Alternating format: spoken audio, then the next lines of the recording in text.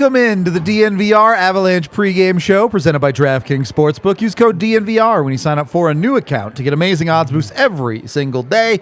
He's AJ. I'm Rudo. I am AJ. Are you? You are Rudo. Am and we I? are us. We are the DNVR Avalanche podcast, today at least.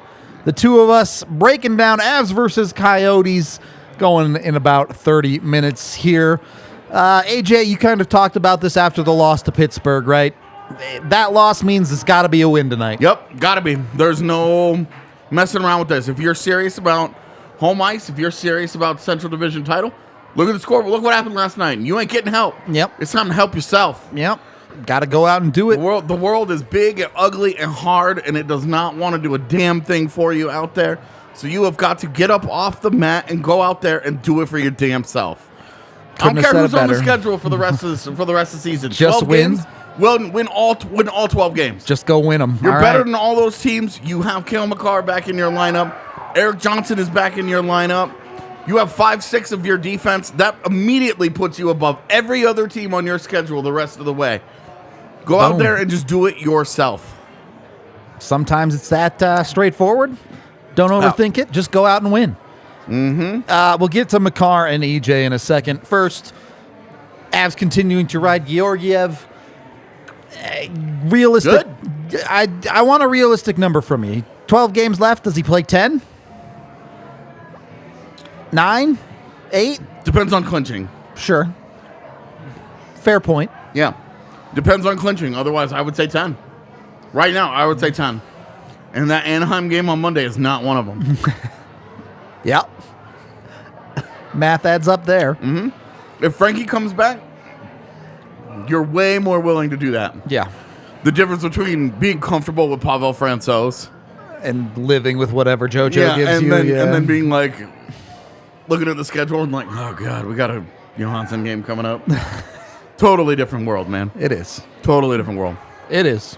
So, expect to see a lot of Alexander. We'll put it that way. Alexander. I love the dar at the end of it.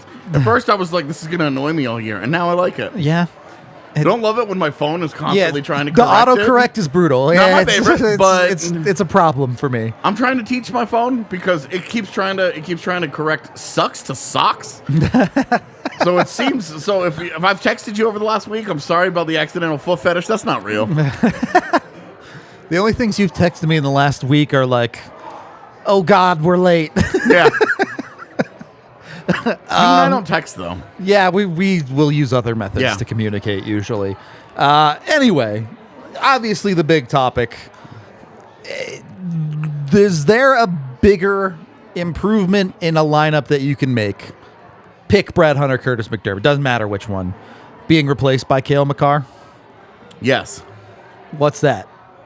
Also having Erik Johnson replace the other one at the same time. Two different moves. You don't get to combine them. I won't. At the same time. That is a bigger difference. You're not wrong on that front. That's for sure. Because now, I can't believe we get to talk about this again.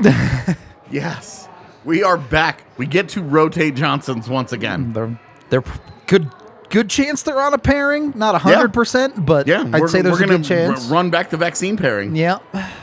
Get to ride it again. EJ working on PK1 in morning skate for Colorado.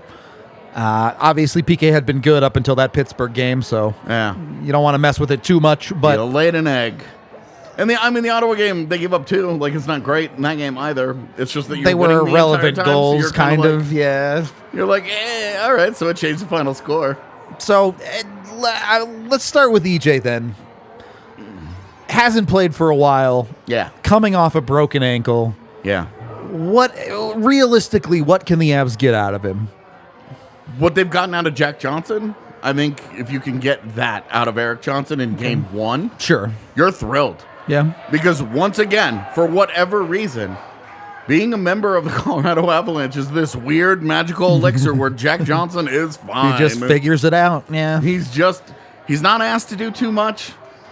It just seems to click. The job seems to click for him. Yep. In a way in Colorado with this system, which is weird because you would think that he would be too slow to whatever. Well, yeah, and a guy that's going to be, hey, doesn't fit the breakout Yeah, ability. You would really think he's a major misfit, and when you watch him play, you're right, because they like the way that they move the pucks around.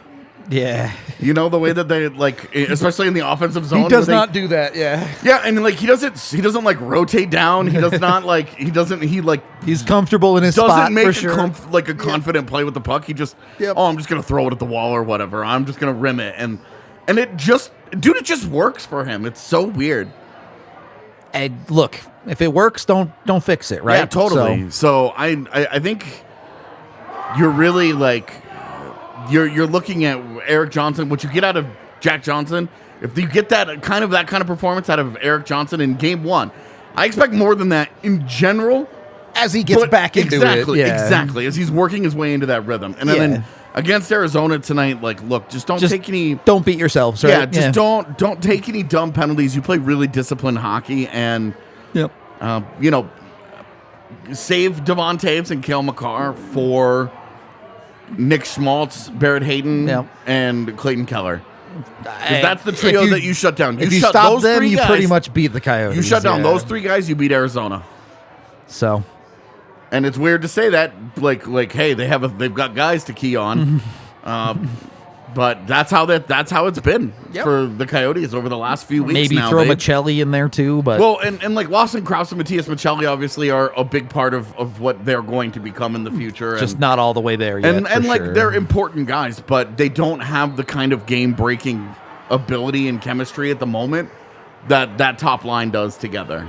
And look. Like the Barrett Hayton breakout feels like it's something like it's real. a real thing that's taking place. It still doesn't justify taking him over Quinn Hughes, and I will always speed bag the Coyotes for that decision. But if Barrett Hayton becomes like a fine player for them, like, boy, does that turn their rebuild around. I mean, you add in Logan Cooley, and then you add in whatever's going to become of their draft pick, which unfortunately they have not played looking like themselves Bedard, out of. Likely the Connor Bedard, but also Even Adam Fantilli, Leo Carlson. Like, maybe they're the organization that's like, we just take Mitch Cobb down the way. I guess. Like, are they really going to let that guy get to us? You know, Will Smith could end up there. Like, any number of these other centers, they've played their way kind of down that lineup. But as much as we're like, hey, dummies, what are you doing? That makes them dangerous to Colorado tonight. It does. Look, I think the reality of that situation, especially with Makar back in the lineup, you'd like to see the Avs dominate possession in this hockey game. Keep the possession that you had from last game. Just score a couple more. There you go. You know, Vamelka's in net tonight, so who knows? It hasn't really seemed to matter. The Coyotes goalies are just going to do whatever they do on any given night. They're going to have career nights against the Avs. So cool. Beyond that, Nathan MacKinnon riding a 10-game point streak. 90 on the year. 90 total. One really good night, and he'll get to 100. That would be a really good night. Would he get king in the game with a 10-point night? No, you think? All right. I think at a 10-point night, he can't get king of the game because he'd be like, this is scripted. This can't be real. Yeah. Is it 8 or 9? The record in a single game. 8. Is it 8? Yeah. Okay. With legends like Sam Gagner producing that. Baby. Anyway, fun little storyline to watch there is not only the 100 points, but how long can MacKinnon stretch this point streak? Should be interesting. Mikko, obviously, the chance for 50. 47. And then the Cale Makar, very sneaky, like, hunt to ruin the Norris Trophy vote. Yeah. Won't win it, but we'll steal votes. Like we'll like crash the party hard enough that it steal votes out of Adam Fox's pocket. Yeah. Somebody else where you're just like, this is how Victor Hedman becomes a finalist again. Cale Makar steals all the votes. Takes votes. All the guys who actually should have been finalists end up 4th, 5th, and 6th. Well, at least it's not a hard decision this year for who's going to win that thing, but unless you're you and say it should only count for teams that make the playoffs, but I mean, Erik Karlsson should finish. He would finish second on my ballot. We're not having this conversation again. We're moving on. I understand. You just don't want to be wrong so early in the night. Oh, my God. I'm not the wrong one here. You kind of already mentioned it. You talked about their last game. Avs just got to convert their chances a little bit more effectively. Yeah. Again, along this winning streak, that's what they were doing. Puck was going net for them. Especially with these teams. Pittsburgh's a little bit different. That was a desperate team. A team like Arizona, you get up 2 or 3 goals on these guys, they go away pretty quick. Yeah, I would just say not this Arizona team right now, because right now this is a team that's feeling itself. They are